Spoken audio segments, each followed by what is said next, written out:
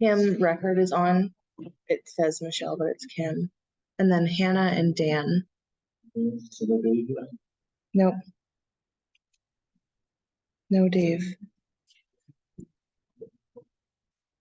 Yes, I will. Okay. You should call the meeting to order. Two. And I had it on the agenda, because Whitney from Eco Solutions. And, I hope we get on this in Maui. Okay. It's 1 o'clock over there. And looking forward to speaking it. So will that change the approval of the agenda?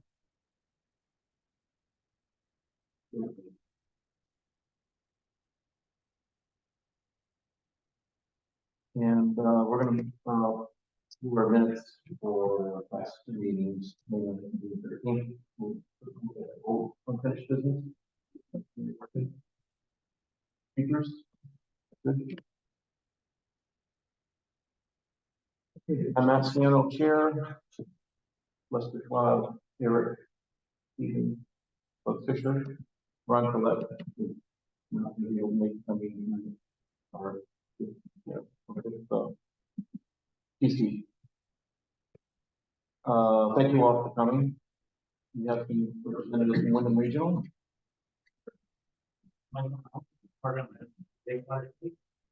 Kevin Barber here, and works with water quality.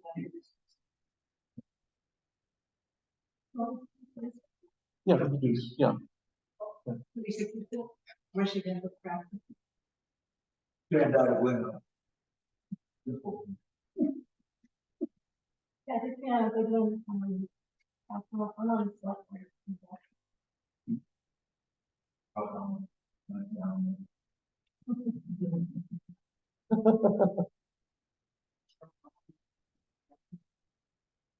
Paul, that's a good thing.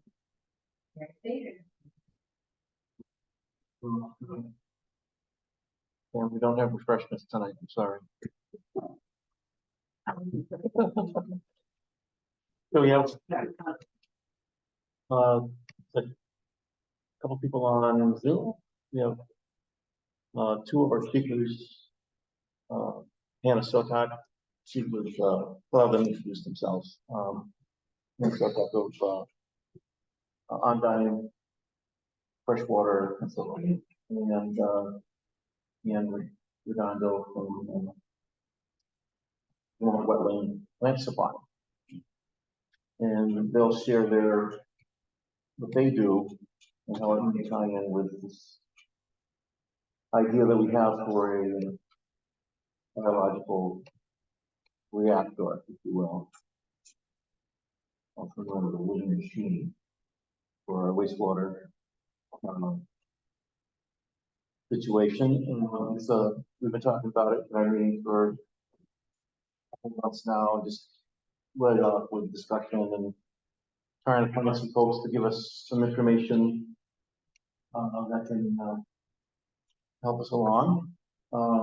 It's in parallel with what's going on with the existing wastewater engineering study. And hopefully it can be helpful to us. So there's a lot involved with it. I think we'll find as we go through the meeting the pros and cons of such a system. We can have our speakers introduce. Hannah, you want to go first? Sure. Can everyone hear me okay? All right. I'm Hannah Sotak. I am the owner of a company, a small consulting firm called Undyne Freshwater Consultants. We specialize in pond, waterfront, and water body restoration. I live in my office and lab are out of Manchester Center, Vermont. I also, really my passion is working in invasive species control and aquatic systems. I'm completing some postgraduate work with the University of Florida in hydrolimnology. And I'm really interested in how we can utilize aquatic plants and also aquatic ecosystems to help remedy a lot of human-made problems, but also to find solutions for things such as wastewater treatment, stormwater treatment, and that. So Matt and I have worked together in some projects, so it's really a privilege to be here tonight and have a conversation with you all and offer some of my knowledge. I don't have all of the knowledge on this subject, but it certainly interests me. I also do a lot of permitting with the state and permit research. So I think that's another avenue that I can bring to this project. Thank you, Hannah. Dan? My name is Dan Redondo. I am the owner of Vermont Wetland Plant Supply, a native plant nursery in Orwell, Vermont, since 2007. And we have specialized in growing aquatic plants, both subaquatic as well as emergent herbaceous, and trees and shrubs and all sorts of plants that really specialize in living around water. Recently, we've increased our inventory of plants to include a lot of upland pollinator species. And I've worked with Hannah this summer on providing plants for ponds that she's been working on. And I've worked with folks that have done various iterations of using wetland treatment systems for their own either effluent or their or stormwater. And so some of the concepts are the same, but I'm not an engineer, and I help with selecting the right plants for the right situation. Thank you, Dan. Our third speaker, David Whitney, is with Eco Solutions. He's our design build firm here in Vermont. David's not online yet? No. No, we're going to have to do a little quick call. David can offer a lot with design and how these are constructed. He does everything from the wastewater, stormwater solution, and we had a brief discussion yesterday, and he indicated how it is a complicated system, but it could work for a small village such as Grafton. One of the parameters being we're in the north, so such a system would need to be in a greenhouse situation so that it can work during the wintertime. That's one of the caveats of such a system. These systems are really popular in the south and the west. In fact, one of the companies that I was trying to get hold of is big in that area now, and they're pretty much not dealing much in the northeast right now. But I did find David to be interesting to speak with us. I hope he can get online with us. So I guess what we can do is pose questions from the Plan Commission to our speakers and see where we can go with this. Again, a discussion on kind of what we've been talking about, new information from our speakers, and hopefully it can be informative for everyone.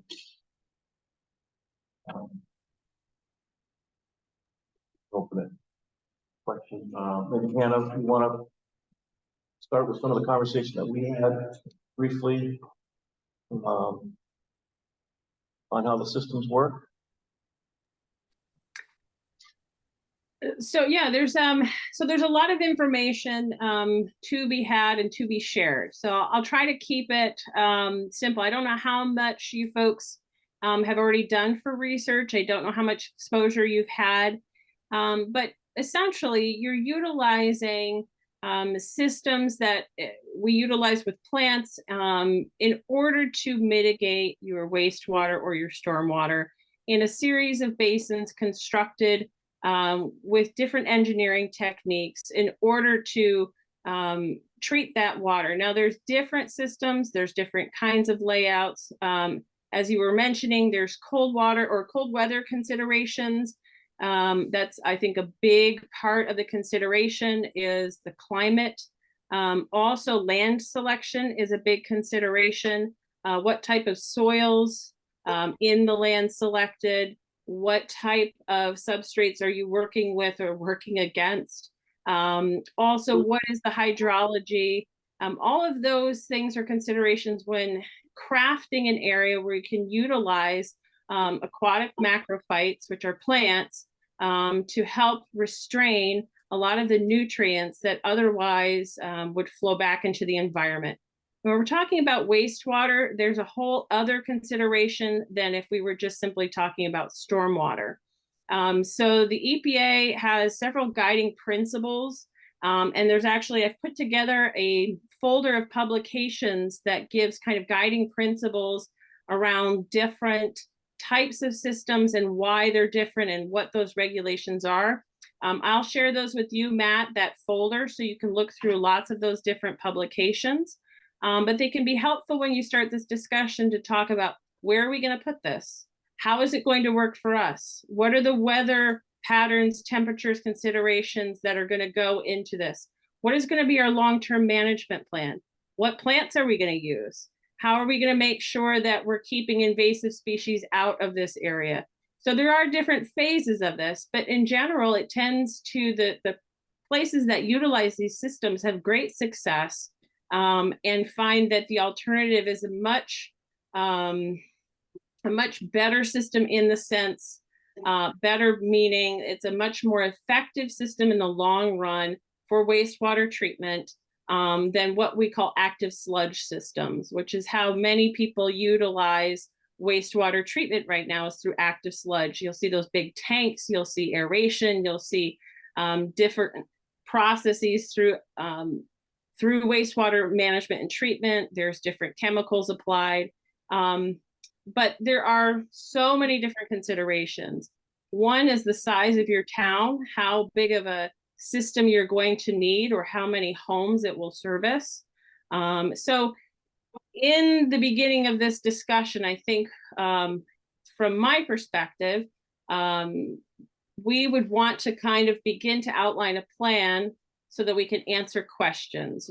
A list of questions, and EPA helps with that. But it really is a fascinating system. And there have been systems that are successfully utilized to this day around the state. One of them is off the Sharon exit 2 off of 89, between Quechee and Sharon. And I actually grew up in that area. It was a wonderful opportunity as a young person to see how people were utilizing plants, microbial life, things that we often don't think of when we're taking care of wastewater, these natural elements to really facilitate a healthy return of clean water to the environment.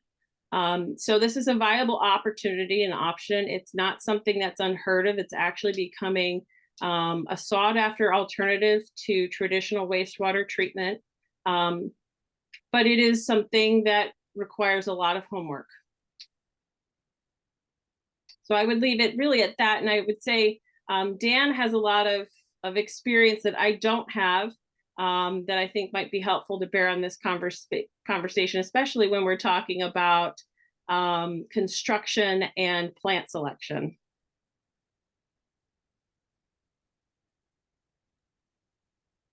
Yeah, when we get to that point of trying to understand what species are going to be used and what plants in which stage they're going to be used, that's a pretty critical aspect. And I've worked with Dave Whitney on some of his projects, and a lot of times they're related to things that really can survive in really boggy, mucky environments. Things, bulrushes, reeds, and things that you might find at the edge of a stagnant pond. And so making certain that you use those species that are appropriate for the right situation is and that right habitat is pretty critical. You wouldn't want to start thinking, oh, we're going to put some flowering species in there, looking for some grasses or anything. It's more along the lines of, we want plants that can live in those environments and function with the roots and the biochemical reactions that are ongoing under there in the water, and then really serve as ultimately as a filtering mechanism.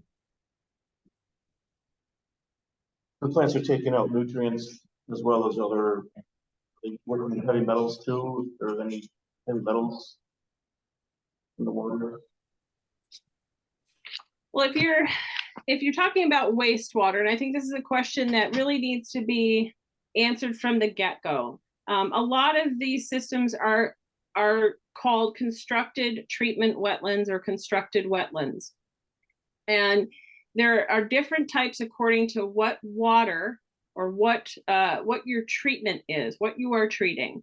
So if we're talking about wastewater, that instead of going to a water treatment plant, when somebody flushes the toilet or puts gray water down their drain, and it's being collected or driven to a site for treatment, the consideration of that water and what will be living in that water and what needs to be cleaned out of it will be determined by where that water is coming from. If you're talking about your town and constructing a wastewater plant for the town, then you have to decide what the parameter of that town or usage will be. So for example, I looked, the last population for Grafton, I think was 679 full-time residents. Is that correct?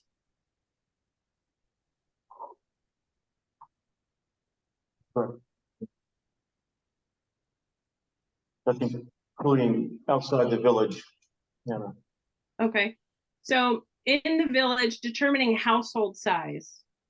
So for example, how many active households would this wastewater system service? And what is the threshold? What is you wouldn't want to build something that only services who you have right now unless you're not planning on adding any more households or systems or people, right? So what is the size that we're looking to accommodate, and what is the water or what is being treated? If it's wastewater and it's gray water from homes, then there's going to be a treatment model path that would be endeavored upon that would be different if it was just stormwater runoff from roads. Or if you were doing a home version of this, there's a different size capacity. One of the research documents that I've been following from the EPA talks about needing 5 square meters per person for effective treatment, which is really not that, I mean, it's, I think, an eighth of an acre is 5 square meters. So in calculating and starting to figure this out, we need to answer that basic question. How many people are we going to design a system for? And in that system, what contaminants will we be dealing with, and where will they be coming from? How will they arrive at this place? And I think that's a beginning conversation, because that's going to drive a lot of things down the road.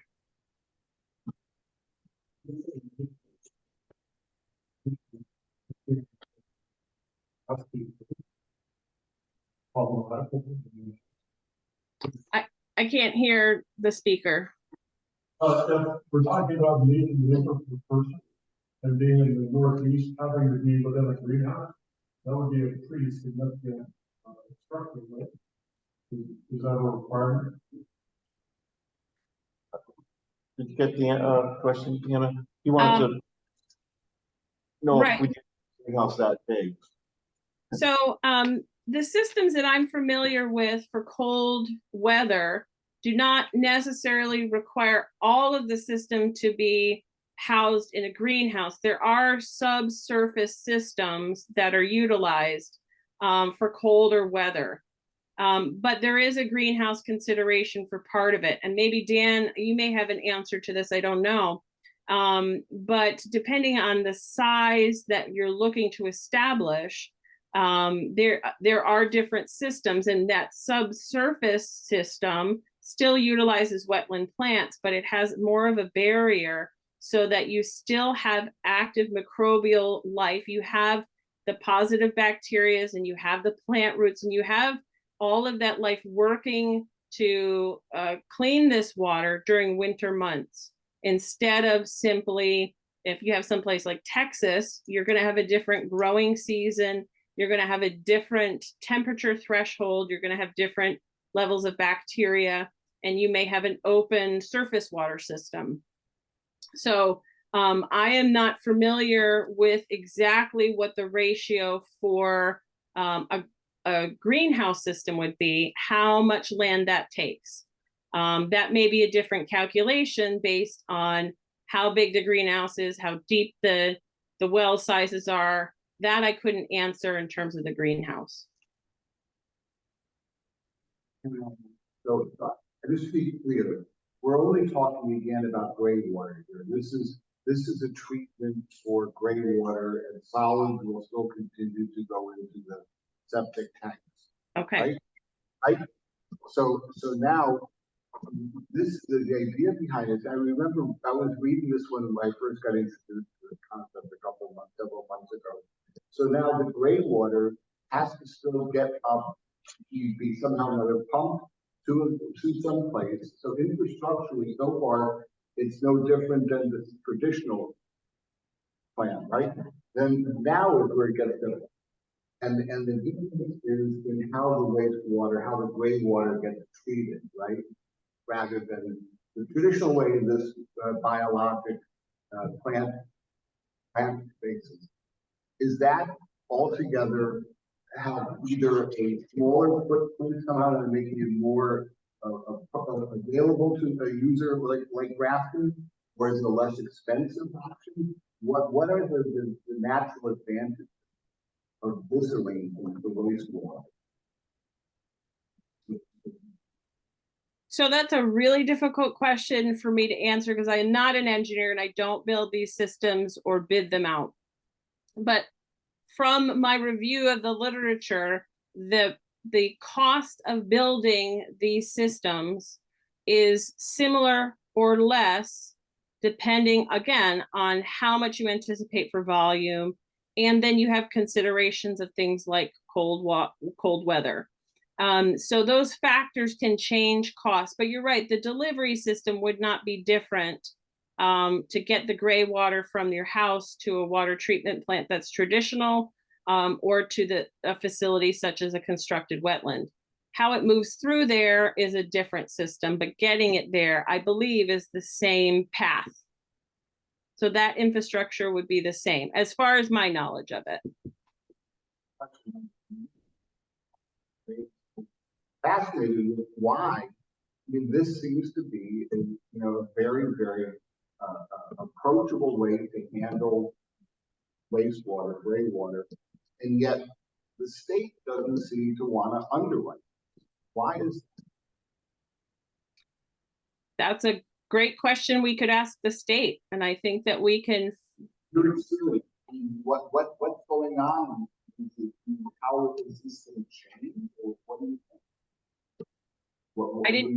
I didn't hear that last part.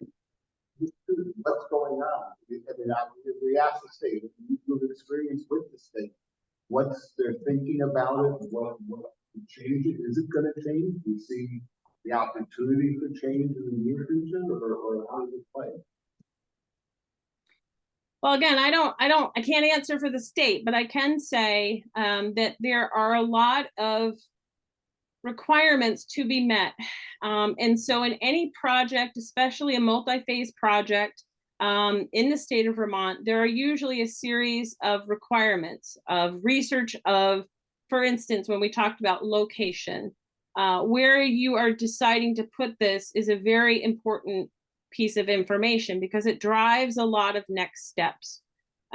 So that's also going to drive a lot of different questions that have to be sent to the state or that the state would ask of you folks in response to the request for this land. Is the land itself privately owned? Is it publicly owned by the town? Will it be sold to the town? How close is it to a river? Is it going to disturb natural wetlands already? Will there have to be deforestation? Is there an endangered species in that area where you selected? How would you mitigate the influx of invasive species, right? So all of these questions can only be answered when you decide how much water, where it's going to go. And that where is a huge piece of how you move forward in that. The state generally asks, in my experience, for many different kinds of information according to which stage you're on in the process. I don't know the resistance that you faced. And so I can't answer why they might be resistant to underwriting this. But in my experience, a lot of times that requires a more robust investigation and research and plan forward that is organized, that is well supported with documentation, and that has a very clear plan of who, what, where, when, why. And so that sounds like what needs to happen is to really start to build those pieces to answer those questions. One last thing, I may not know, you need to say that it is possible. You just, I mean, it has been done, the state has done it. Yes. It's just a harder road to hoe with getting all the information, but it isn't something that, you know, is not fundable, it just requires a whole. I believe there's a system in Burlington. Dan, do you know about that system? Okay. I think when I did a map of active systems, I think there is one, a small one in Burlington. I know that there have been other system proposals, or there have been system recommendations. I don't have that literature of why they were either rejected or if they're still in progress. That would take a deeper dive. We have Dave is on now, so maybe Dave can help answer that. Dave, can you hear us? Yeah, can you guys hear me? How's everything in All Maui? Well, the fires are out, but the winds are up.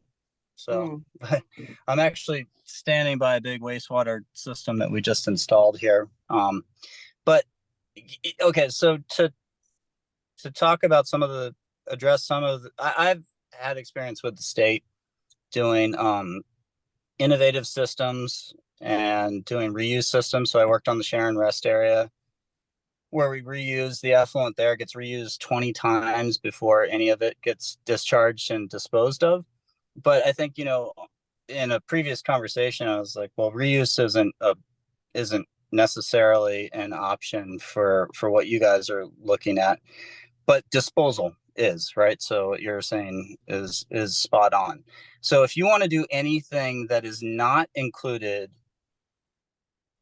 explicitly state rules and regulations, you have to be able to show what the fallback would be if you do a grand experiment that doesn't work, right? And so they want to know that if we were going to do like a big drip irrigation system and that didn't work, well, it could an approved disposal field be created, whether it's that option that's, you know, miles down the road and 500 feet up in elevation. Is that your fallback plan?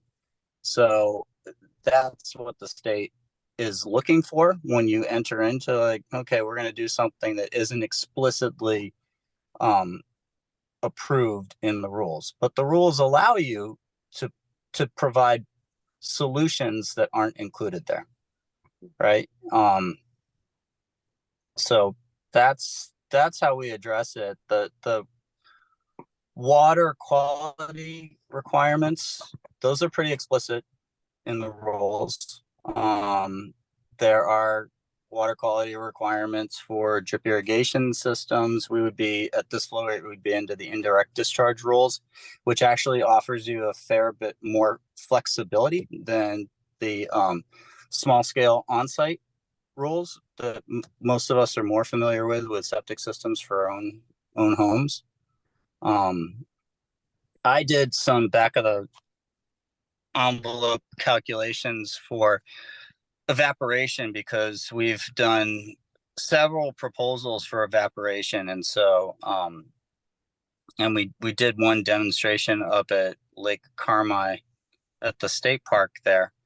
And what's interesting is we still have evaporation even in the winter, and some of it's sublimation, but it's really reduced compared to what the evaporation rate is in the summertime. And so, but anyways, like worst case scenario for 75 homes in a flow of about 20,000 gallons per day. If you wanted to evaporate 20,000 gallons per day, that would take a 1 acre footprint.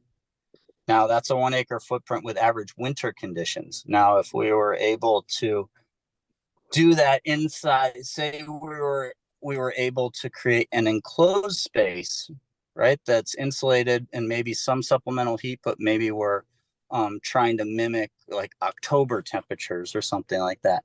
That would reduce the footprint that's required down to about a half an acre. Now, granted, that's still a decent size, but you know, there are big greenhouse systems out there, you know, that like David Miskell had one for growing tomatoes in Charlotte that was about the same size. So those are considerations, you know. The other thing is too, then you can get into storage and disposal. So maybe you can't evaporate a whole lot in the wintertime, but we could create a pond and store water and fill that up. And then during the warmer months, you know, we're using the water for irrigation, whether it's like irrigation for parks or landscaping or green spaces alongside roadways. You know, that's the balancing act that we have to look at to see what's the most cost-effective solution. But getting back to what was previously being said is that we need to identify areas that can be considered for disposal. And we don't necessarily need to prejudice it with their clay soil so that they won't absorb water. It's like, no, let's just like, what areas are we saying, like, you know, as a community, we could imagine putting treated reuse effluent on, and start from there. And then we look at, okay, what is the technique that we would put water there, and how does it benefit us? I don't think in this situation we're necessarily going to have one specific disposal field area, but we're going to have some different, we'll just call them zones, right? So sorry, that was kind of long-winded. Covered a lot. Can you quickly explain what we talked about yesterday about there's a dairy farm or cheese plant that you did some work for? Right. So Jasper Hill Creamery up in Greensboro.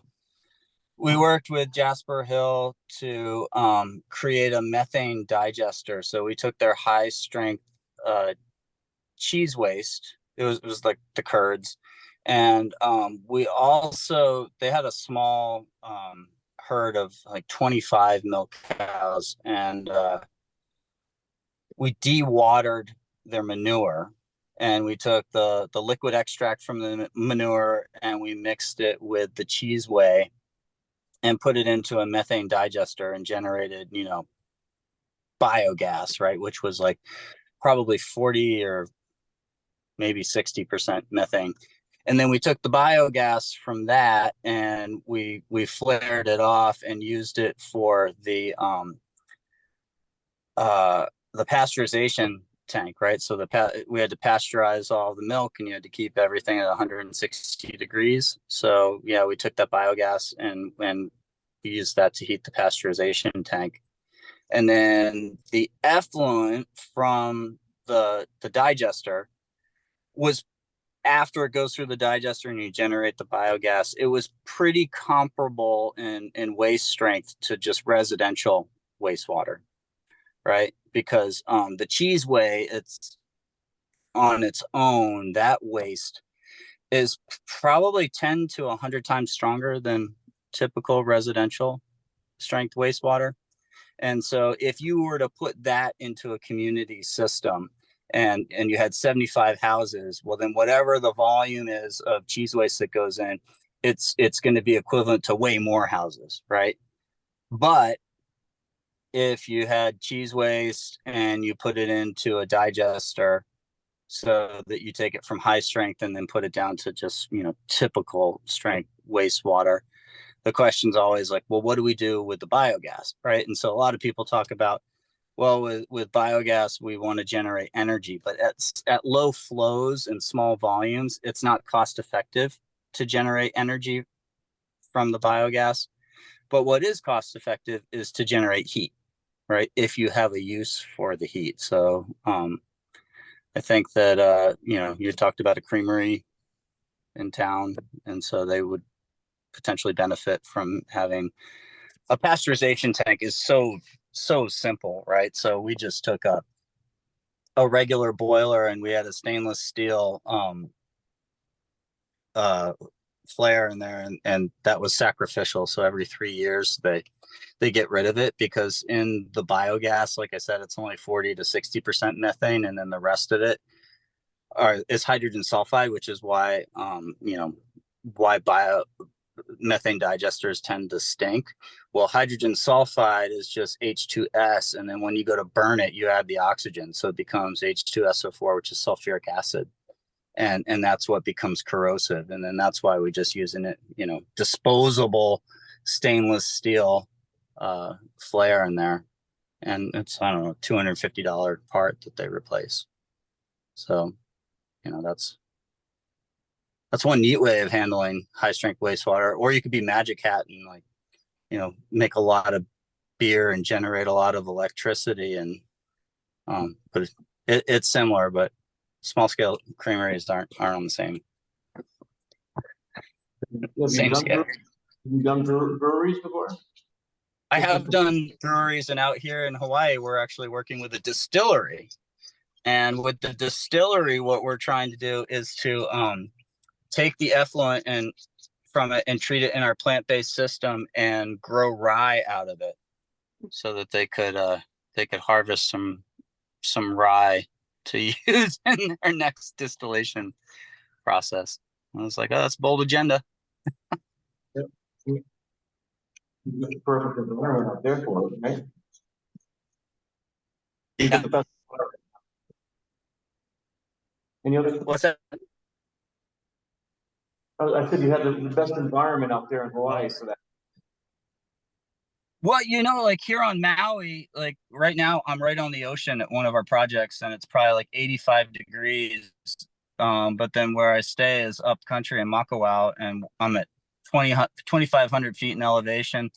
And I gotta wear a knit cap in the morning. And then up on top of like Haleakala is at 10,000 feet, and they get snow up there. So go figure, and everybody's like, you want to go skiing? And I'm like, no.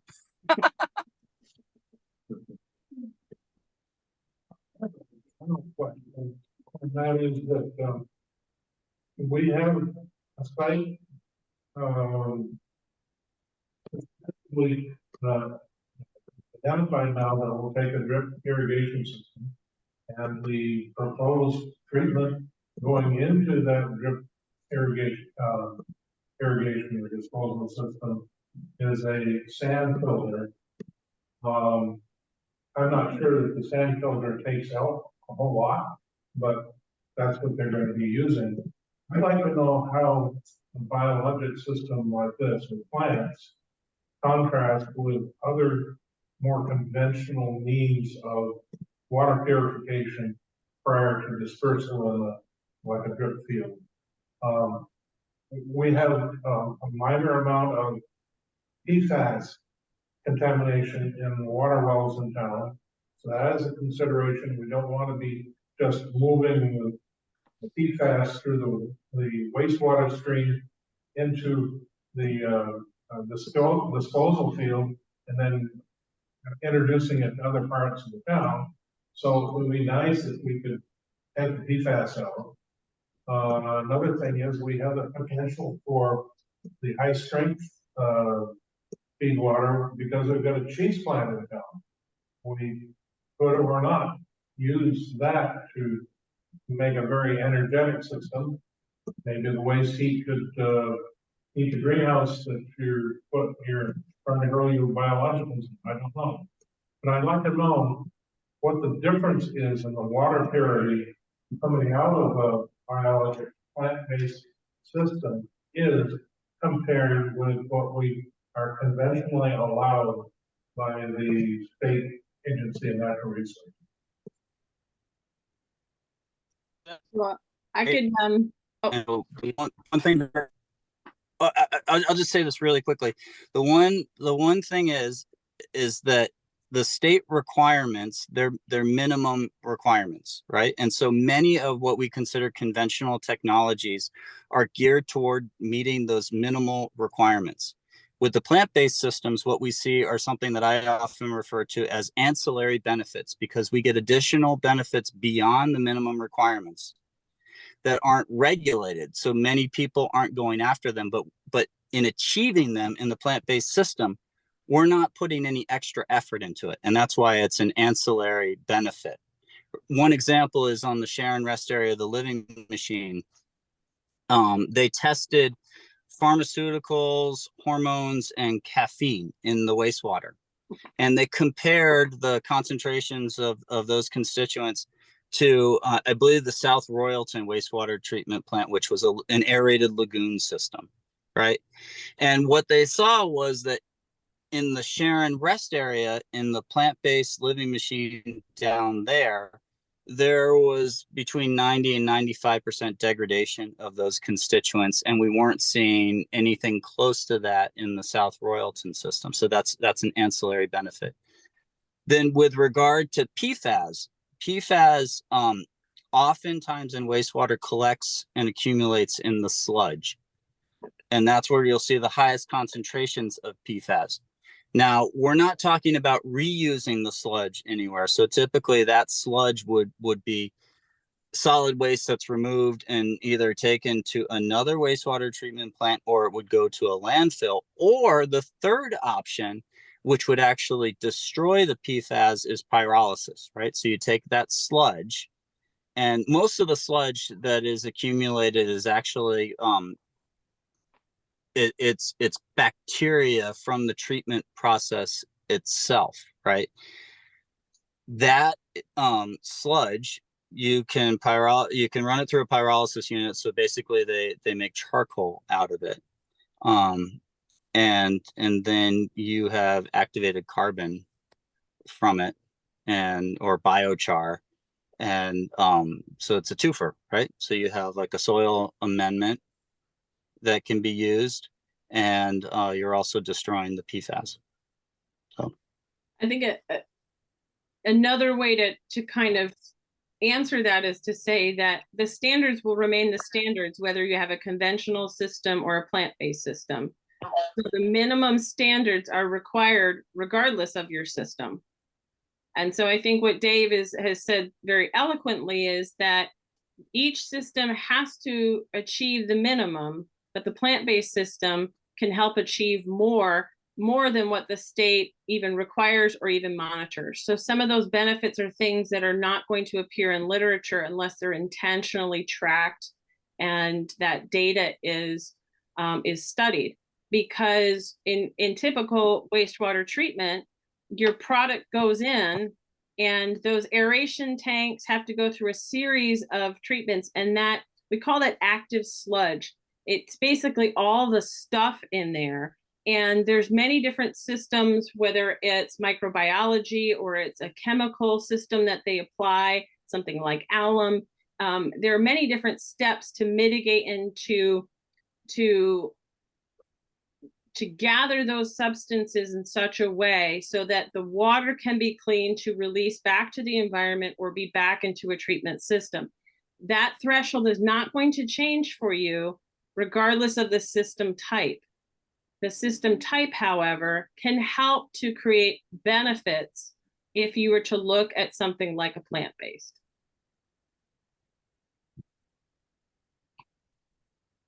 Ancillary question, how good does the water have to be coming out of whatever system to be used for growing of human food crops?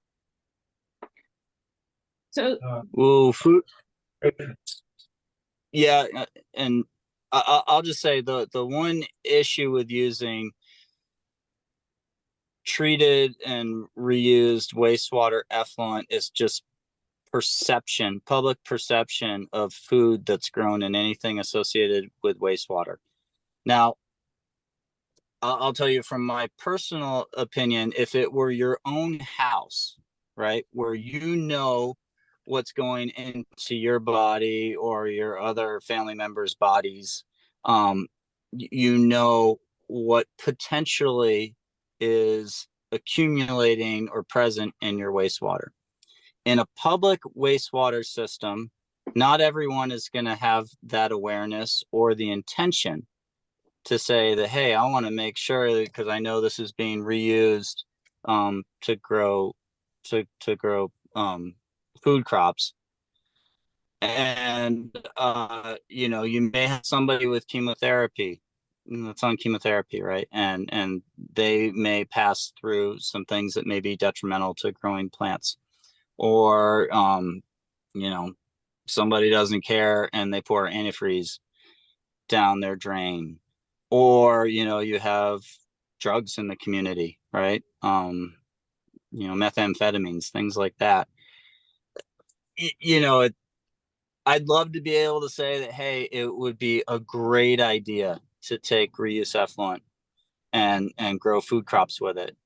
I just think that in a public wastewater treatment system, especially if funds are limited and we're not specifically targeting and testing for those things, I would stick to woody plants, ornamentals, grass, things like that. And I'm sorry if that's a bummer. Enough. I think one of the important documents that I could put in that folder of collected documents is the water quality standards for Vermont. Every type of water, whether it's drinking water, recreational water, agricultural use water, stormwater, all have different parameters for what the state allows or what the guidelines are. So if you, for instance, have a pond and there are certain things we test for in what would be called environmental water. There are different things we would test for if you were to swim in that pond versus if you're just going to have a pond to look pretty, right? So this document from the state of Vermont is updated, I believe, every 3 years, and it sets the standard for every different type of water.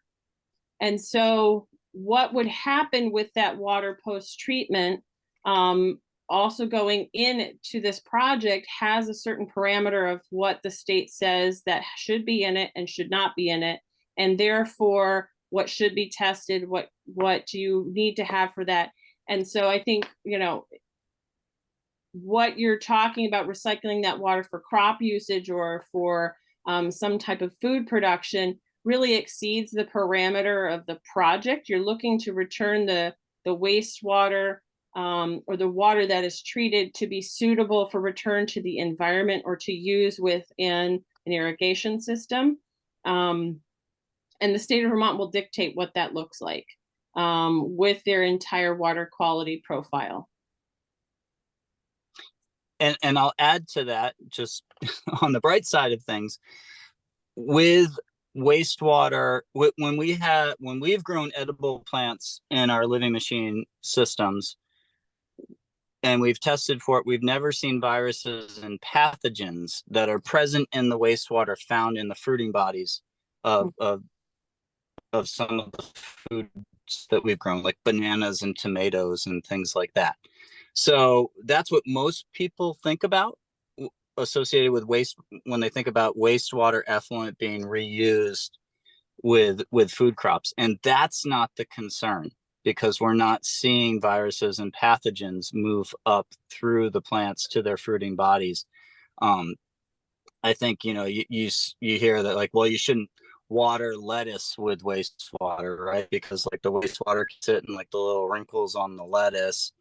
But the same thing goes for if you're, you know, if you get soil and compost splashed onto, you know, your lettuce, like you should rinse off your lettuce, right? Those are just typical things. But when you see those types of contamination, that's associated with surface contamination, and it's not in the tissue of the plant.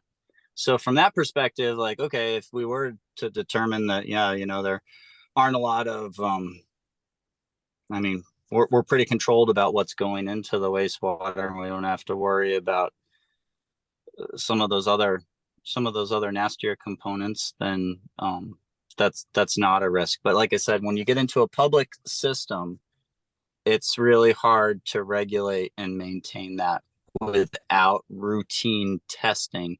And that routine testing is typically what then drives up the operating costs on it.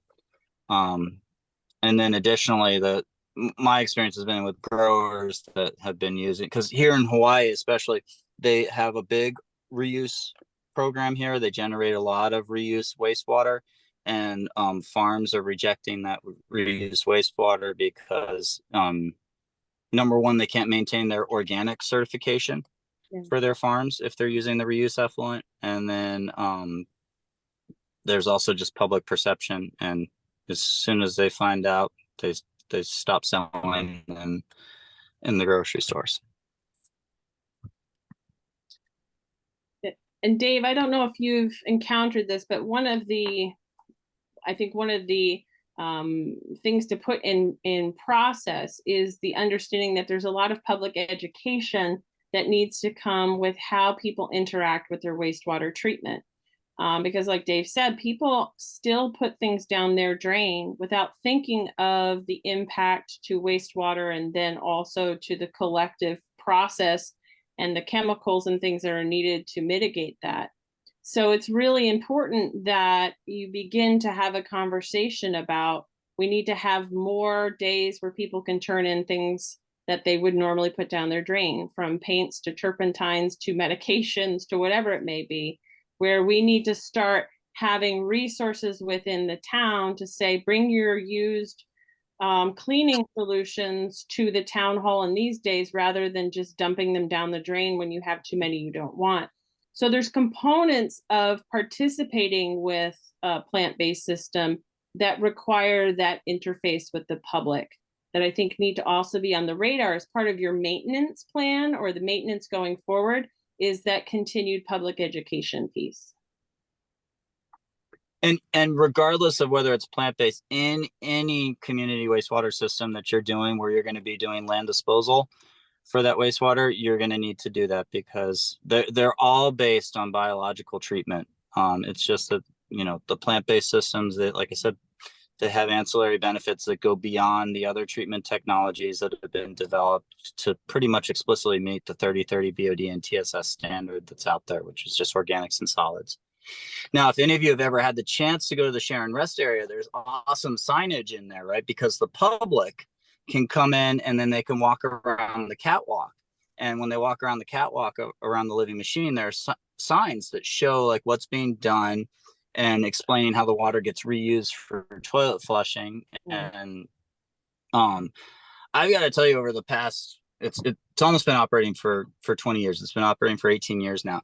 Over the past 18 years, like the public interaction with people in there walking around, like everybody always seems to be excited. The fact that they're in here with like flowers blooming, and they learn that, yeah, like they're whatever they just do, whatever. I always say it's like their ecological contribution to Vermont, right? Like whatever the contribution they've made is passing through the system. And so many people are like, yeah, we should be doing this more often. Why don't you see it more often? And it's a good question, but it raises awareness. And you know, not everybody will jump on the bandwagon, but enough will. And the systems are robust, but we just have to be considerate about how we reuse it and how far you push it. Dave, I have a question for you. Typical greenhouse, like with your rest area, how many gallons does that take? So the Sharon Rest area is an awesome example. We started at 6,500 gallons per day, and now we're probably averaging closer. Well, peak flows are up at around 20,000 gallons per day, with, you know, sustained average flows easily in the 12 to 15,000. So, you know, doubled the average flow rate, and peak flows tripled. It's the same system that was built 18 years ago, carrying that. Correct. Yep.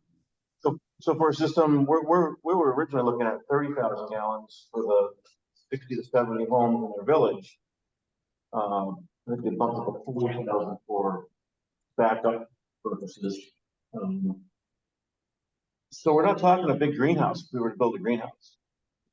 Or a Not for the treatment, not for the treatment, but for the disposal. And if we had to, like I said, if we really couldn't find suitable soils to accept that full design flow, and then we were looking to be innovative and try to evaporate, or evapotranspire that treated effluent, that would be a bigger footprint.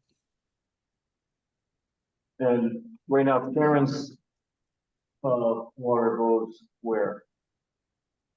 Once it comes out of the treatment plant. So out of that 20,000 gallons, like max that gets discharged a day is about 2,000 gallons. And then that's out. That is way down the hill, down the line in the median on I-89, about 2 miles away. But that's all gravity sewer going down there. And it leaches out just in the median. Correct? Yep. Yep. Correct. Well, we get a median in town. Yeah. You divide 121 as well. So there's possibilities for us with limited space. That's kind of what you're saying. There are definitely possibilities, and I think so. My experience has been with A&R is that you put your best foot forward, right? You do and when I taught UVM in our senior design class, I always told the engineers, especially in the class, I was like, there are no right answers, there are only defensible answers, right? So we put a solution out there, and we provide the supporting documentation for why we're confident, and like someone like myself would be willing to accept the liability and risk for it, right? So it's saying we're not doing something crazy, right? This is based on sound science and engineering practices, right? And this is what we're proposing, and this is what we think will protect the public health in the town of Grafton, because we're going to appropriately manage our wastewater. Then we'll get feedback from A&R, and they'll push back and say, well, it doesn't fit within all of these boxes. These are our concerns. And then, we take a look at it and we say, either we agree or we don't agree. And if we do agree, then we adjust. And if we don't agree, then we keep talking. But yeah, there are solutions that are out there that, like the drip irrigation. The drip irrigation rules in Vermont are really strict, right? But drip irrigation is commonly used in states like Minnesota and Wisconsin, and they have environments that are very similar to Vermont. Some of the big concerns about drip irrigation are not necessarily what we come in contact with the wastewater, but it's just practical concerns about drip irrigation freezing in the winter time, right? And so out in Minnesota, they do really big drip irrigation fields, and they have them set up so that they have drain back lines. And the drain back lines are down below the frost line. And installation isn't quite as easy as we want it to be, because you can't use a vibratory plow to put in the drip irrigation. You have to actually dig trenches and make sure that your drip tubing is, you have to pay closer attention to it so that it doesn't have a bunch of like low spots where water can accumulate in there. But the fact of the matter is they're doing it in other states. It works. And their biggest issue is not like, I know firsthand in Minnesota, their biggest issue is not freezing, it's gophers. The gophers chew through the lines, and that's their biggest mode of failure. It's not freezing. So if that can work in Minnesota out on the plains, next to North Dakota, then I think we can work with it here in Vermont. The other thing too that I've never clearly understood is this idea that if we have clay soils, if we put a mound of sand there, that somehow the clay soils are going to receive that water better. No, like in my opinion, like if you have clay soils, like we scratch out the clay soils and we just make sure that we spread our water over a much bigger footprint, which only makes sense because the clay soils absorb water at a much lower rate, but that's not covered in the rules. but we can do that, and then we can treat our wastewater so that it's safe for people that come into incidental contact with it, right? And so that's what we want to do. And I think that we can make that argument. And I would say too that the fact that it's a town that is putting this out there to ANR, it is more receptive than it would be if it was an individual or a private corporation. I think there's a sense that a town's a little bit more responsible. Is there any questions from our audience?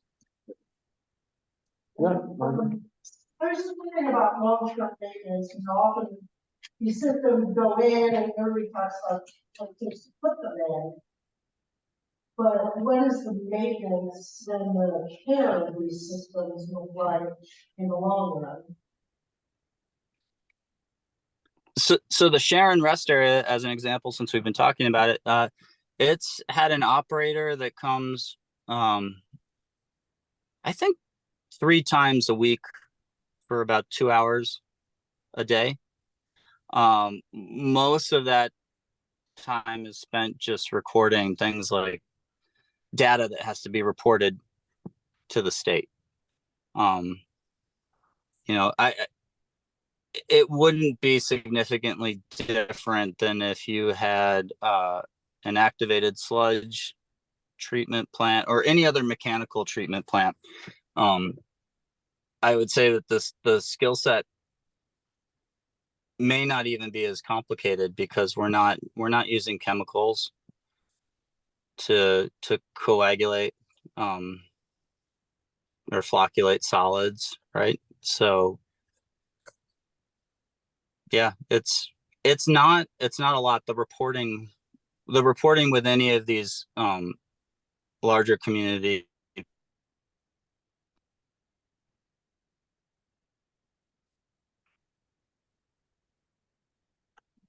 think his internet's really bad. We lost you, Dave.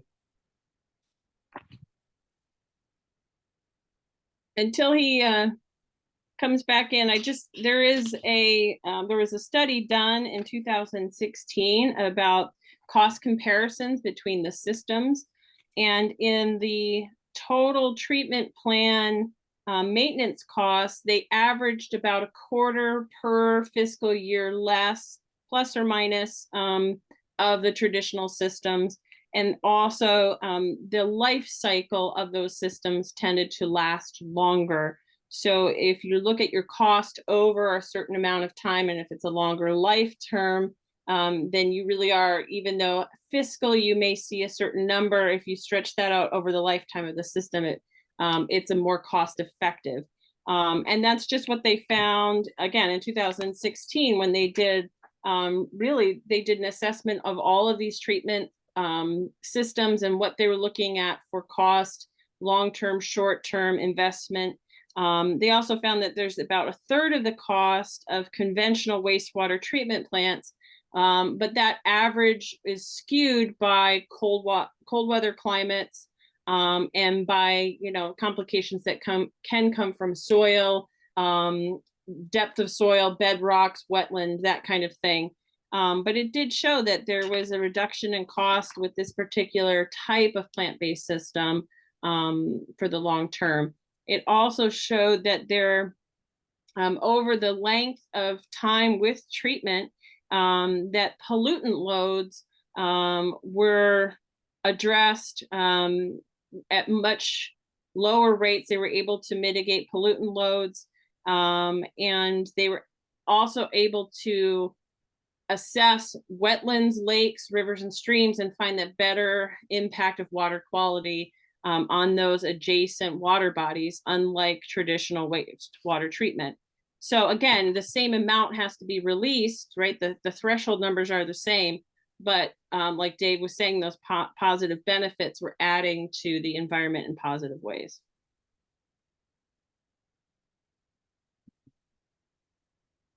Did you lose Dave? You lost him. Yeah. I have a question. Yeah, Hannah, can you hear me?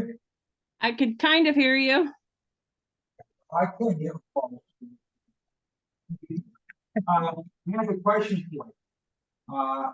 Earlier in your presentation, where you mentioned, we gave you our statistics, we have about 600, a little over 600 people on a normal day in December.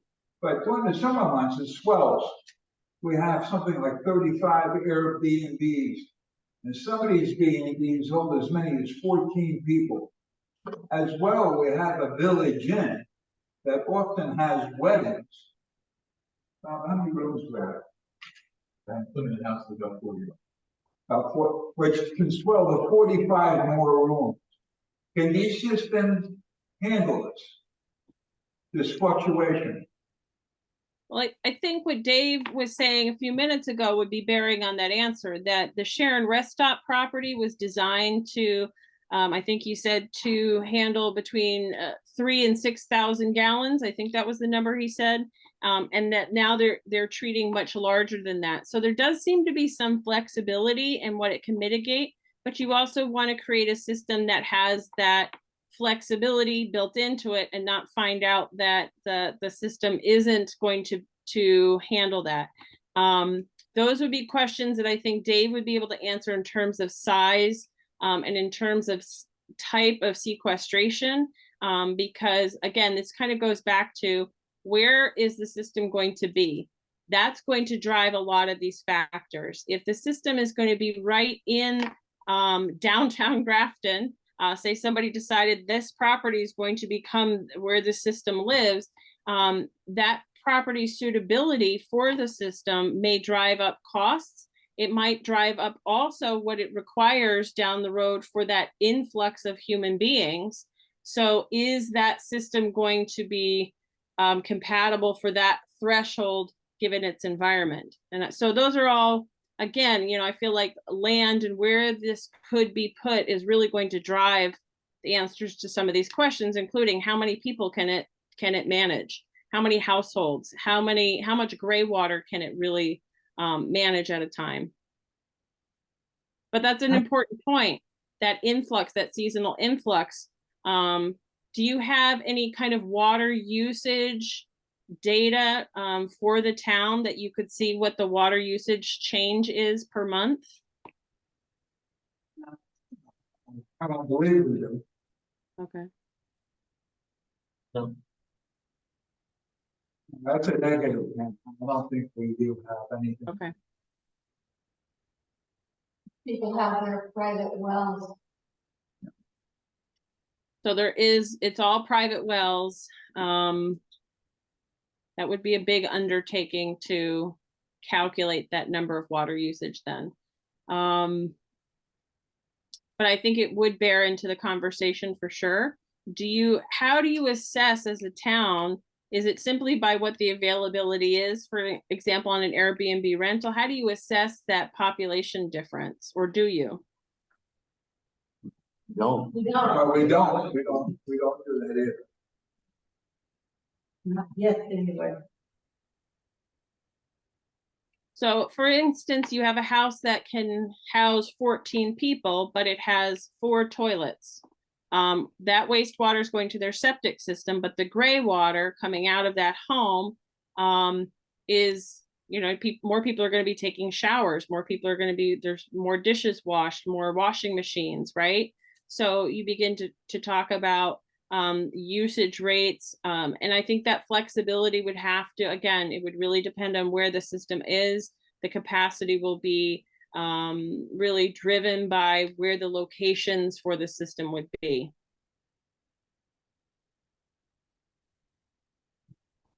So, I'm wondering, so we heard about the facility at the Sharon rest area. Can you hear me? Yeah. Okay. Where else in Vermont are there others that would be somewhat relevant to our situation size-wise? And or how many are there altogether in Vermont? Do we know that? So I don't have a good number of how many towns are utilizing wastewater treatment with plant-based systems. I was not able to find a good amount of information on that. But if you hold on a second, I'm going to click into, I've got a couple files pulled up with some data that has a map. And I'll see if I can pull the map up. Is there any way that I can screen share? Facility in South Burlington. Now, you mentioned that so far those two are the only that have been mentioned, those two. All right. And Dairy Farm. Can you folks see that? Yeah, the whole country right now. Yeah, so if you look up in Vermont, it looks like there's 1, 2, 3 systems. They don't have the Sharon system listed in there. I don't know why. But those are the systems currently listed in Vermont. Why did it show, I understand the Southwest was big on this, but they're not showing too many down there. Yeah, I think part of what it is, also, these are systems that are going to be listed because they're public, public systems. This is not going to include all of your private systems, like farms and cheese plants and those kinds of things. Yeah, we're reading names, which towns in Vermont?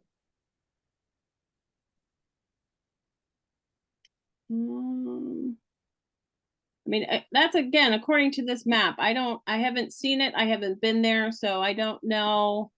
But this is the only data map I could find for these systems.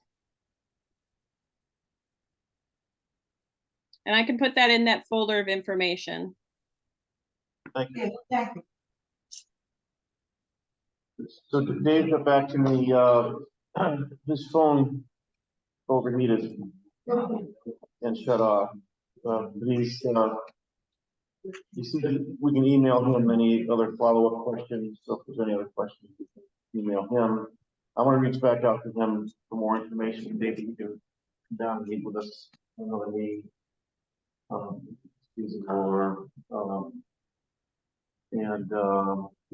I thanked him for his information. He said hopefully it was helpful, and thanks for reaching out to him.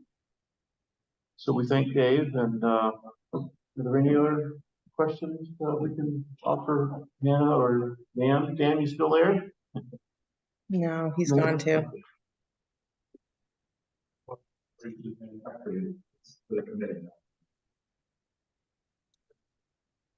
Hannah, I think that's everything. Well, thank you very, very much for your time and your knowledge. We'll be in touch with you here later this week. And no other questions for Hannah?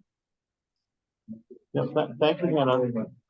Before I go, I'm trying to make, let's see, I'm trying to make somebody, the town of Grafton, the host again. How do I do that? On our picture on your screen, there should be the 3 dots in the top right corner. It should say somewhere there, make host. All right, you should be host again. Nope, you selected Michelle Dolliff, town of Grafton. All right, that's not who you want. Okay. Oh shoot, does that mean that she has to make you host now? Oh, yep. It's okay. I apologize. No, that's okay. We'll figure it out. Okay, and I think really just in closing, I think that these systems are worth looking into. They're worth seeing if it's suitable for the town. I think it's a project that's worth pursuing, because as we look at solutions in the coming years, decades, moving forward, a lot of the solutions that have been in place as what we call traditional models are not really working for us anymore, and they're doing a bare minimum.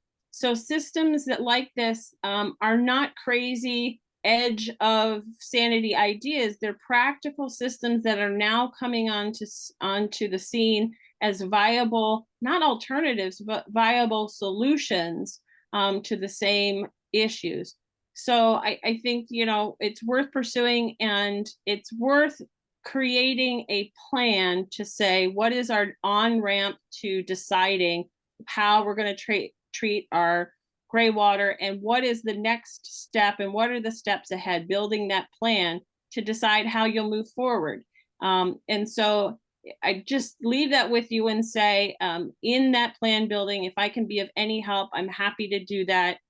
Especially as we begin to ask, what are the questions the state will need answers for, and really doing some research, maybe even a site visit to Sharon. You know, there's a lot of different things that could help to build this, really to be a solution for you folks and for your community.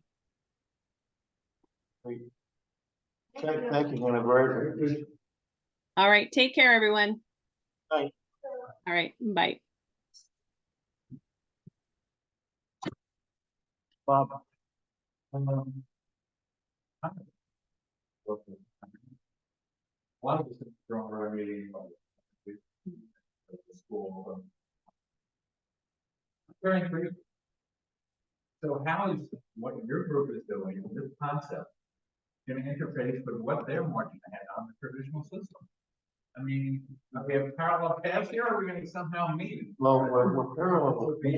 We're parallel at the moment, but at some point we got to merge. Say, you know, the old saying, "Do it or get off the pot."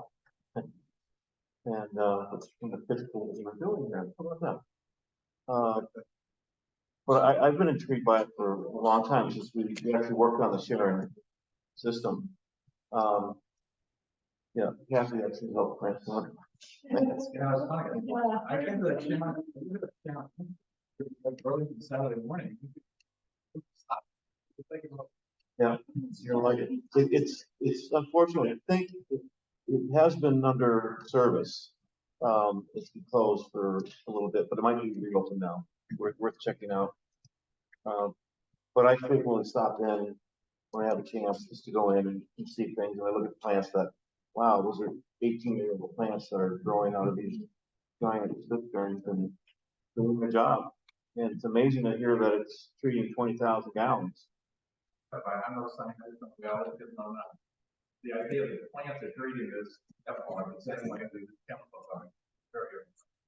Yeah, and I read a little bit about they will handle other things. Dave mentioned that that flood is handling other things, and I also read where the PFAS talking about incineration. Talk a little bit about the yeah, and biochar. That's people are trying to make biochar for their vineyards, and I know Dr. Mother Ferry's making biochar for his vineyard.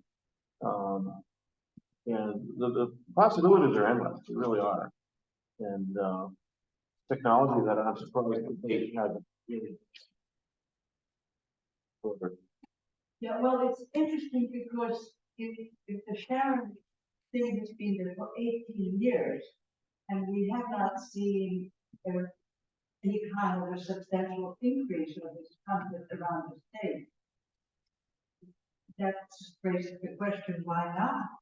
If there's experience from the past 18 years already,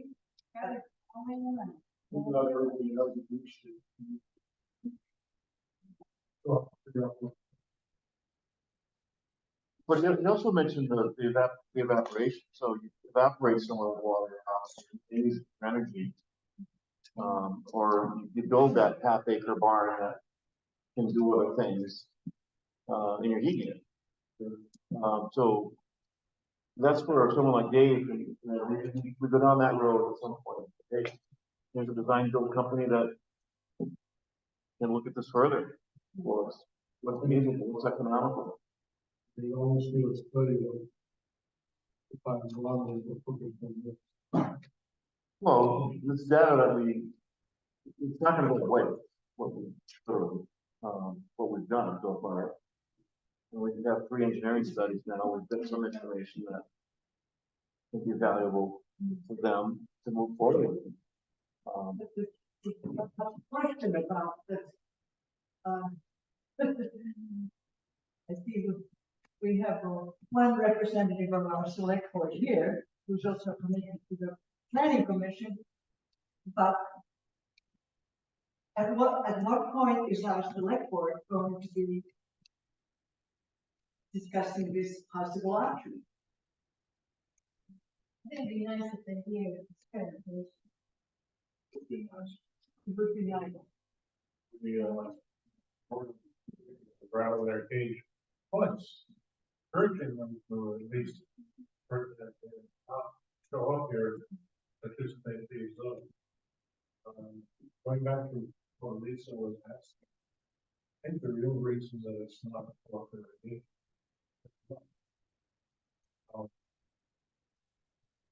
The question kind of gone down the street, Maryland speeding.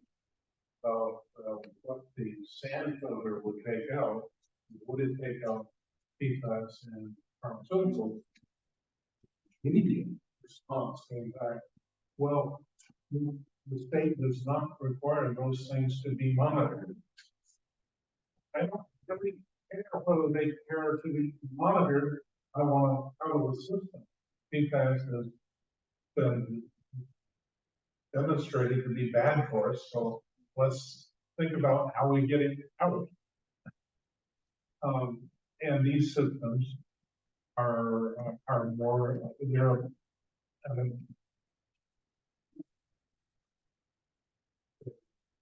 so if you look at the Sharon system and you're in a municipality wanting to treat your wastewater and you're going to go out on a bond to finance it, and the state says, oh, all you have to do is meet these 2 with your wonderful requirements.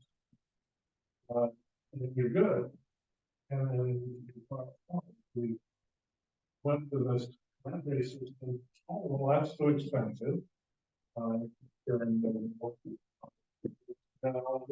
you find a whole host of different issues, but the one that really probably was one of the basics is it's going to cost more money. Do it, less money, and get by with what the state says is sufficient. There we go. And that still was the problem that you were talking about in the last several months, is that, the way it seems to be for others, because there was funding for that, and we never got clear that there was funding for the biological.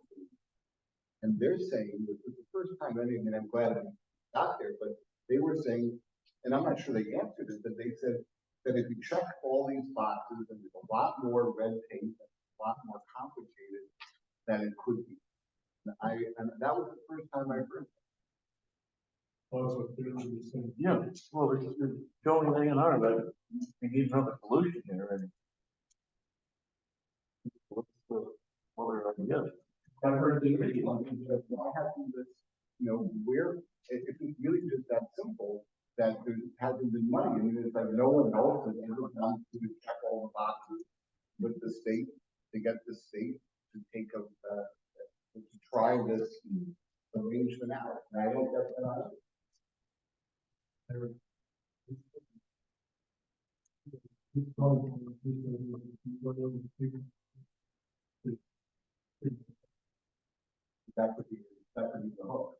Yeah, well, even PFAS to 1,000 degrees will eliminate it, pretty much biodegraded. Yeah, sure.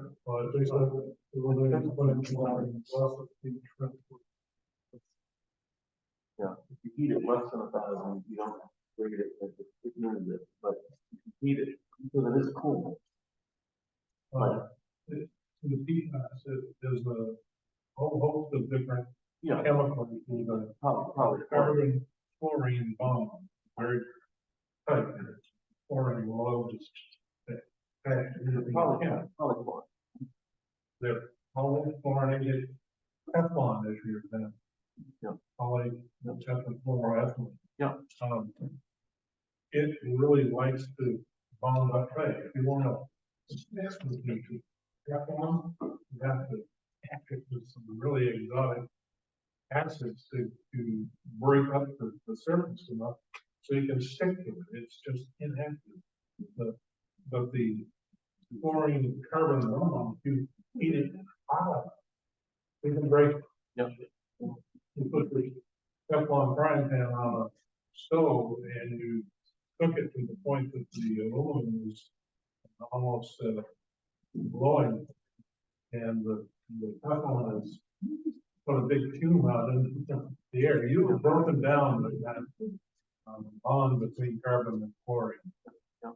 And what they're talking about rods doing that oxygen-free environment. So you might imagine taking these biological plants that have absorbed something like this, and put it in an autoclave environment with no oxygen, cook it, turn it into biochar. Then you separated those elements and no longer have the same material to worry about. So I mentioned Dr. Mosberry, this biochar, he's literally burning wood in the ground. Yeah. With the oxygen, allowing it to continue to burn without oxygen. Yeah. It's just the oxygen within itself. You heat the material until it turns into basically pure carbon. The absence of oxygen. Otherwise, you'd have burn, you'd have carbon dioxide. Yeah. Carbon bump. Well, back to the money question, the grant, the $4 million grant, is that somehow specified? I mean, isn't it just for wastewater solution? Yeah, and so the grant money is not telling us how we're gonna. They're trying to figure out what system will work here, because they said there's not much area. Right, but my question is the grant somehow restricted to certain type of, No, we were told that it was. So, only.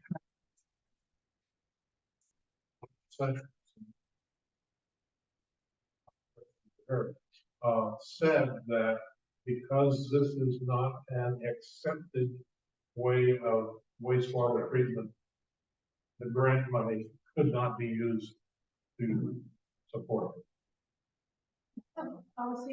Well, well, it's approved to ANR, now ANR says to the grant, it's acceptable practice. Time. But if we had the sand filter in place, as they're talking about right now, changing that over to the biologic system does not seem like it is a monumental step. Should be most of the treating gray water. I don't think that there'd be an investment that you'd be replacing, but I don't think it would be a huge investment. Everything else associated with pumping and collection and all that sort of thing. And certainly the biggest part of that. This committee. Really concerned that we get this story alternative out there. Because I just see time bond going down the road. I don't know about the grant restrictions. I don't know about. Yeah, pushing full steam ahead to get this thing built. And it can turn. Now they want to add the water component to it. That fine, I wrote something. The air. The foundation has 19 out of the 84 properties. We even get a vote on it. That's not to be bad. I would bet if you count part-time homeowners, less than 50% of those 84 properties.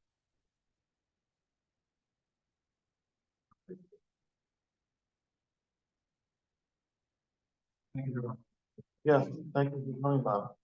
Thank you. The next step, like Dave, the person, his company, I'm not remembering what he does, is he one that can help with design and that area? Yeah, he's experienced designer, engineer, builder. If that's his. That's it, yeah. Yeah, in fact, I found, it started with me working with Hannah, asking Hannah know a little bit more about what's the machine and so on and so forth, and plant-based solutions. And, it led to talking with Dan, who, you know, we're gonna be getting plants from him. I wanted to talk to Dan a bit more about, wetland plants and stream erosion plants that, are available for us.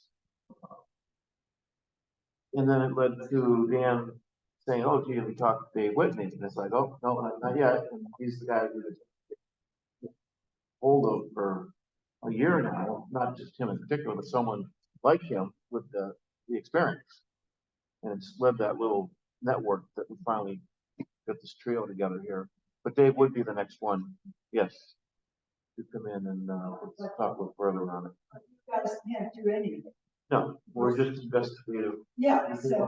so this really needs to get beyond the planning commission and to the select board as a conversation. I think it needs to be,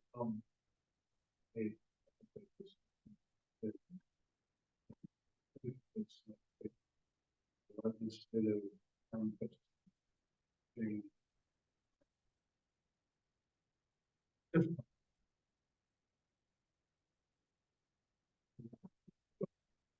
If that's what it takes, then that's gonna be a long road. Thank you for your input. maybe we can be a time here. You're right. Here, we come back here. It's the one I know.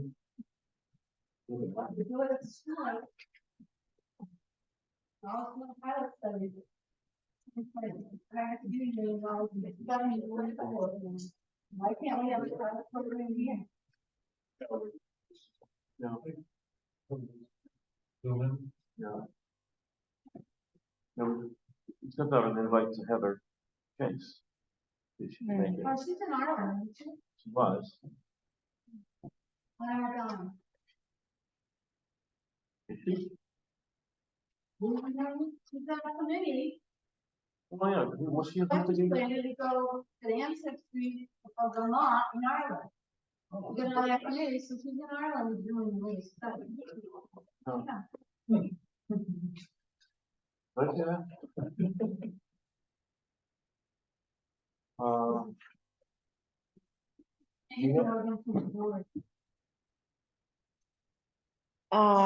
Well, I have the recording, so I can email it to them. I can't watch it for them though, so they have to do that themselves. They have to right, yeah. Yeah. Okay, well, I could see that. Just- Well, the select board agenda would, yeah, be the place to plug this in. Since it's recorded, Chris will be the one. Chris wanted to be there. Do you have anything else to add, or are we in good track here, you think? What we're thinking? All options to be explored. This is where would like to go and explore that.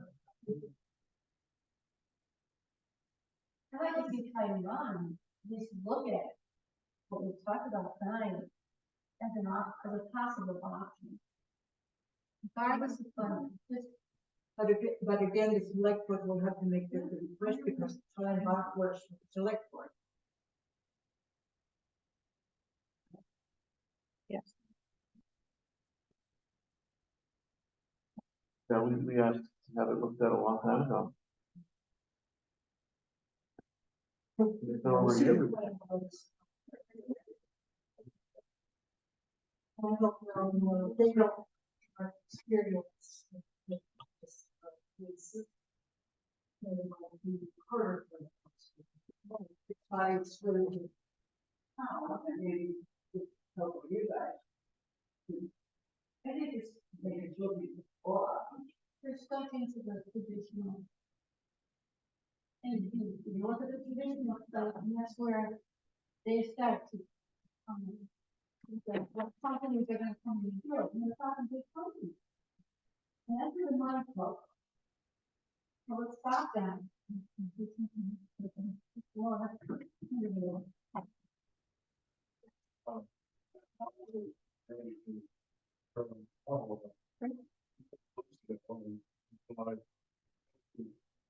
Yeah, and our folks and the lady who. Let's say, Polynesian name there. Here, very nice, very knowledgeable. Said that, drip irrigation system, could be, considered accepted in the city of Vermont, and then the whole country. Well, maybe we should look into doing that here.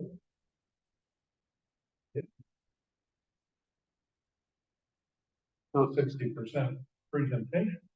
Well, the fact is that they were ready to give up and walk away. I talked with Aaron way back about it. My concept of it is to go with that to this very treatment.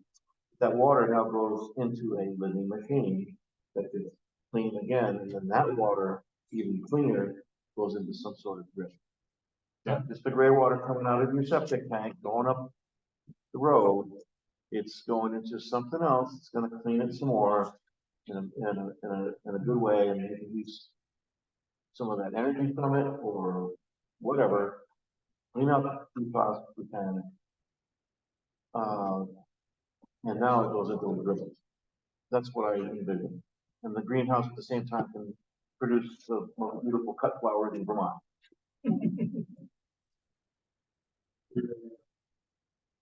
The other item, $4 million grant. $3.5 million.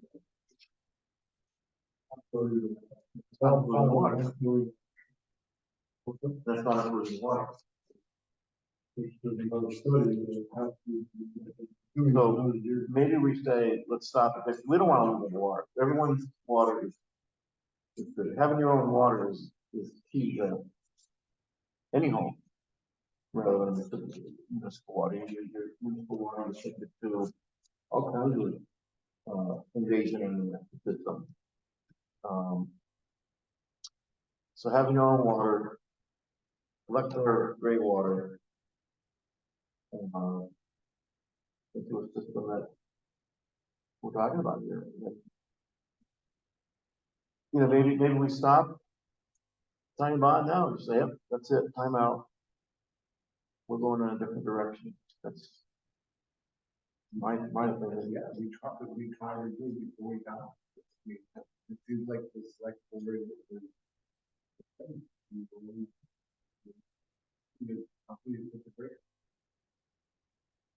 Yeah, is it worth going to 90%? You're at 60% now, right, with them? Yeah. Is it worth going to 90% now, all of a sudden they're throwing the water in? And then wasting more time? Say, let's go, let's try this. I look at it, there's more than 85% of what and pond will be clean. Hopefully. For uses of biological. I don't necessarily think we have to stop them, but some degree of redirection, or at least planning for further treatment of what they cause would be a good thing. Yeah, you did say the transport.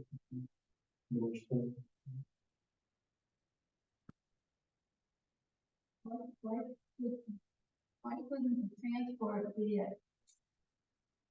across from the rescue. Yeah. Well, it's a nice place to choose. Very good. There's that hole. I did, yeah, I know they found water, high groundwater. I don't want to speak too much on it because I mean, there was gravel and I'm not an engineer, so I can get you the report on what they found there, but they essentially said the site was too small for the dispersal system that they were looking at. But I mean, it could be an option for another So, system. if you clean the water through this greenhouse system, now all of a sudden you're sending water that's cleaner to a smaller area to Mhm. be dispersed. Is my thinking on that. And also didn't want to go.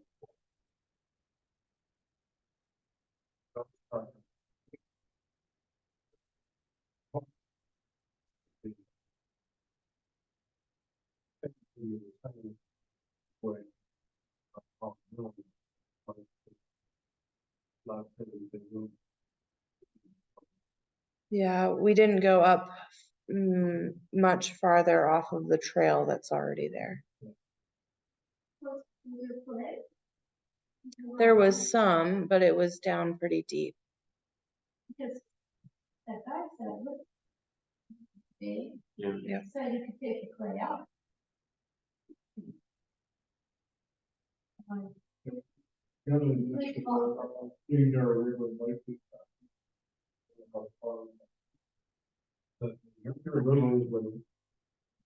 Irrigation is.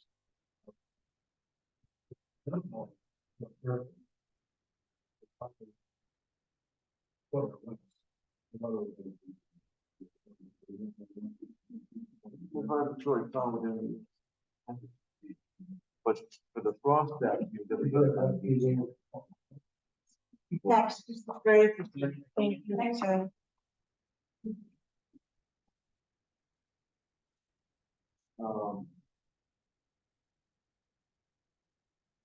But getting back to the clays, he said, if you have a clay soil, you just need to disperse more because it moves slower than the sand. Dig it down, get it out. Anyways. I think it's in front of both for options. You can remove the side. Putting it over a wide margin area. Yeah. So it can. Anyway, they like those properties. We have a looking soil and like those pictures. Water from. So break down, what's the cost for the mile, half mile? You know, what are those expenses? You know, they haven't really broken it down. You know,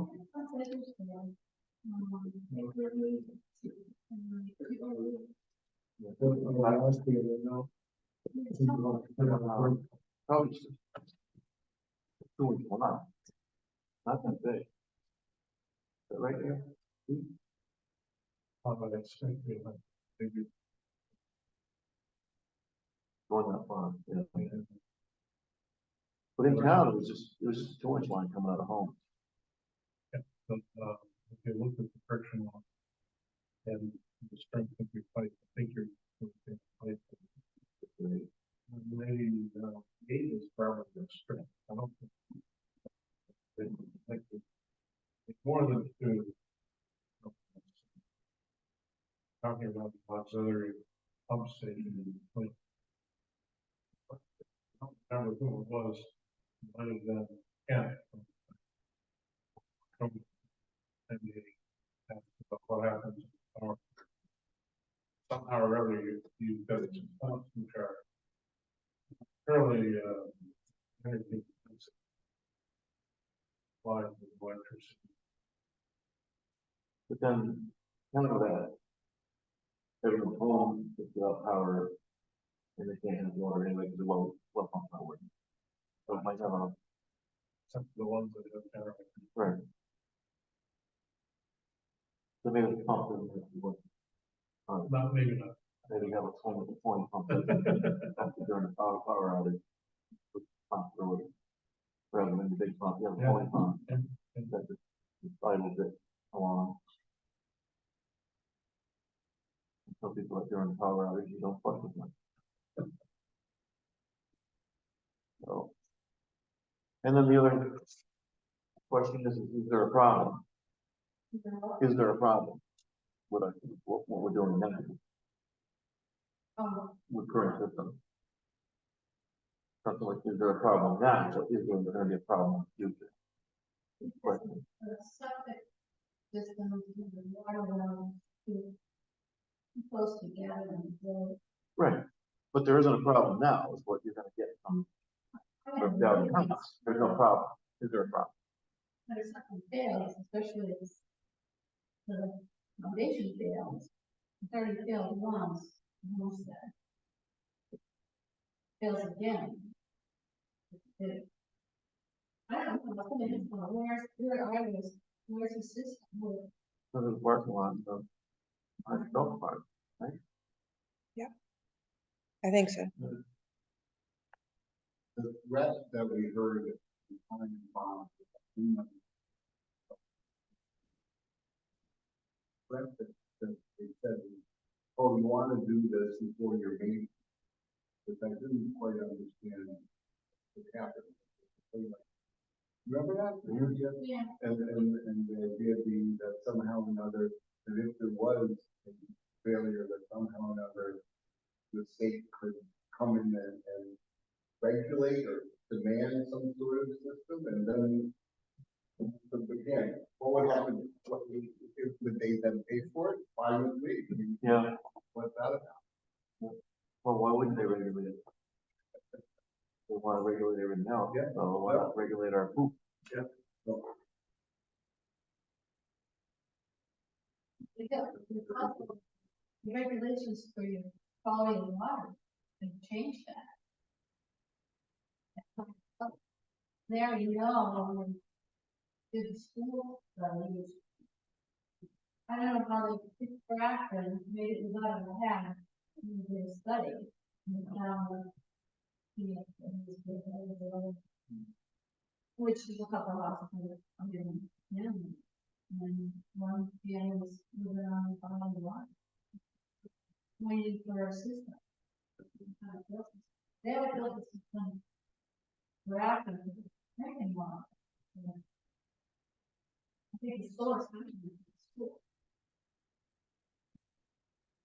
The family said this, we don't know. We mentioned Teflon, PFAs, cosmetics, people flushing their cosmetics down the drain when they wash their face. There's PFAs in cosmetics, it's in everything. A lot more things.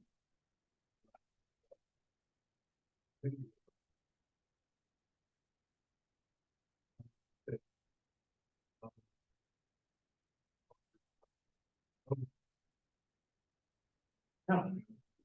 However, oh. Paper.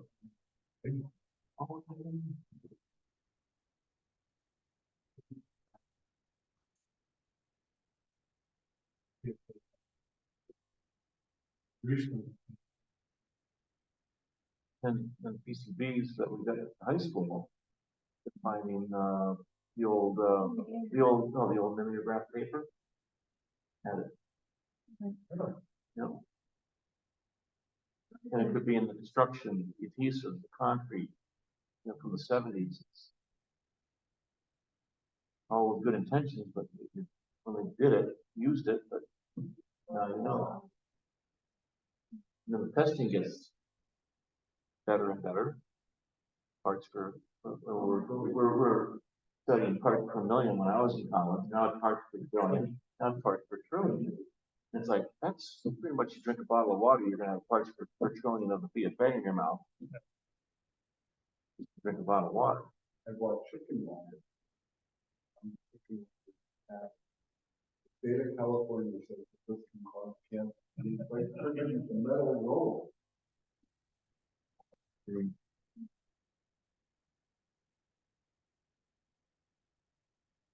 So, yeah, thank you all for continuing. We have a couple. They're going to finish up on the committee. Commission. Well, thank you very much. Okay, curious to see. Mhm. You open it? Yeah, so we saw some recordings, huh? Yeah. I forgot that. I know you did it online.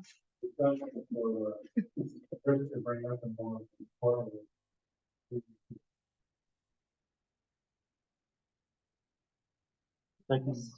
Yeah, I'm gonna just close this out. I assume it's fine. Okay.